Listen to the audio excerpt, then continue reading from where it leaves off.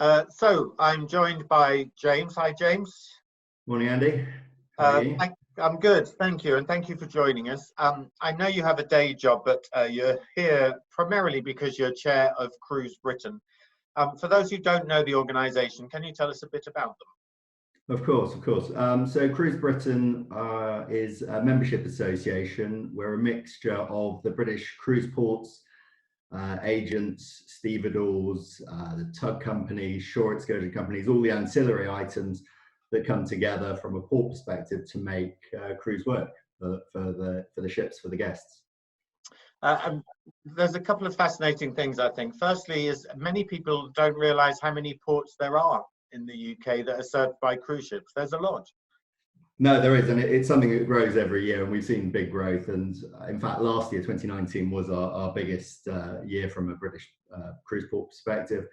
So I think last year we had figures saying 74 British ports and anchorages took a cruise ship, which was covered by 142 different ships for 62 brands. And it really has been and remains a good news story.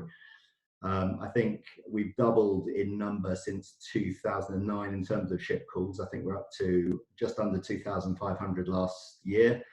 And in terms of the passenger numbers, again, in terms of day calls, it's a really good news story. From 2009 to last year, we've increased almost fourfold, up to just under 1.75 million passenger day calls. So yeah, it's a fantastic story.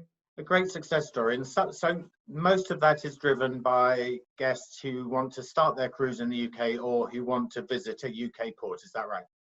Well, we have over, I think, again, in terms of embark numbers, those in themselves have increased. They've doubled since 2009. And we're about 1.1 million guests took a cruise from a British port. So again, great news story, good spend. But then in terms of the guests go around, there is a lot around Britain cruising, but a lot is also coming in from the German markets, the Americans, and it's just growth across all sectors, really. You talked about the ports. Now, for most ports, I know your day job is down at Bristol Port. So most ports actually a combination of cargo and cruise, but presumably that cruise part is an important part of your revenue, an important part of the business. It is.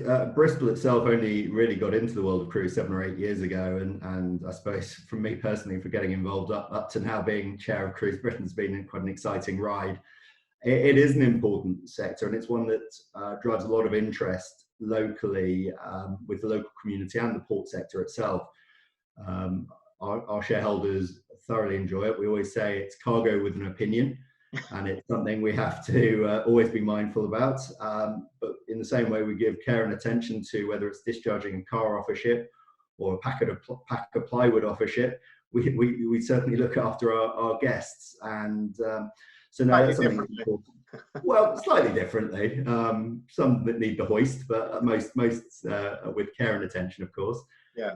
And no, it's something, and it's a good soft marketing we have with the local area, because Portbury and Avonmouth docks are 6 or 7 miles outside of the city of Bristol. So a lot of people in the city aren't overly aware of the port and what we do. And so now we have cruise ships calling regularly through the season. And in fact, working with Cruise and Maritime, we have ships all through the year.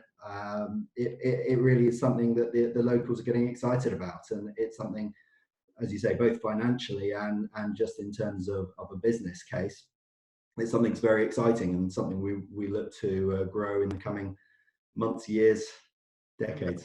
Yeah. And some of the ports in Britain are located in areas that may not benefit from tourism in any other ways, or people may, presumably in Bristol's case, there'll be people coming to Bristol for the first time. Absolutely, and it is something, as I say, 74 ports around the coast, from Orkney, I suppose, in the far north, to ports in West Wales, down to Jersey and Guernsey, and small craggy ports around the place as well, I suppose. Really, it's places that aren't easy to get to. It does allow guests to come, have a look at the area, region, and then, as I think is well known, guests do tend to come back and spend a bit more time in the area once they've tried it out. So when they arrive at Bristol, let's use your port as a great example. When they get to your port, do they spread out? Do they, obviously some will go into the city itself, but do they also spread out to some of the other local attractions? Absolutely. We feel we've got a bit of a compass of attractions, being where we are on the Bristol Channel. We'd say to the north, you can get to the Cotswolds and at a push to Stratford-on-Avon, the only cruise port that can offer that. Right. To the east, you've got Bristol itself, which of course is a big draw, a lot of maritime history with the SS Great Britain, and of course through to Bath and Stonehenge and a lot of the classic points. Yeah. To the south, we have Wells, Glastonbury, and the Americans do love the fact you can get cheddar cheese from Cheddar. And of course, I throw in a bit of cider, of course, being a good West Country boy. And further west, you head into Wales, and again, we can take in Portbury the larger cruise ships, and it's the easiest access to East Wales and as far into as Cardiff, really. So we feel it offers such a wide spectrum for guests. And just give us a taste or a flavour of some of the direct employment that a cruise ship brings to your ports, because presumably that means security and it means, you know, people looking after the ship. Absolutely. So we have so baggage handlers for looking after the guests from their arrival through to on board the ship. We have security. We work with a local cafe owner in terms of offering the Captain's Cafe on cruise days. We have a fantastic group of volunteers who come in as well to assist. And of course, you have taxi companies, coach firms, and all this that is directly related to cruise. And just finally, returning to your first point that you were talking about, those great numbers of embarking guests and guests who are cruising around Britain, how big is Britain as a brand for cruising? Again, we talk, of course, before this crisis hit, but in terms of the brand that Britain has for cruising, how big is it? Britain's huge. Britain is a very much loved product in the cruise world. We spend a lot of time as Cruise Britain marketing ourselves at trade shows, and we're certainly well known, well appreciated. I think there's been growth across all sectors arriving into the country, and as I say, certainly the American market and the German market see us as very much big partners in that, and it's something we want to continue to build. So we, unfortunately, last week we were meant to be at the Sea Trade Cruise Show in Miami, and we should have had a big celebration on Her Majesty's birthday.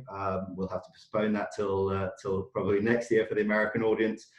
But it's something that we want to help the industry continue with, really. Well, it's a good point to end it, and unpredictable times for us all, but we look forward to the other side or the next step. So thank you for your time. Thank you for joining us, and good luck at Bristol, and we'll catch up soon. Thank you. Thanks, Andy.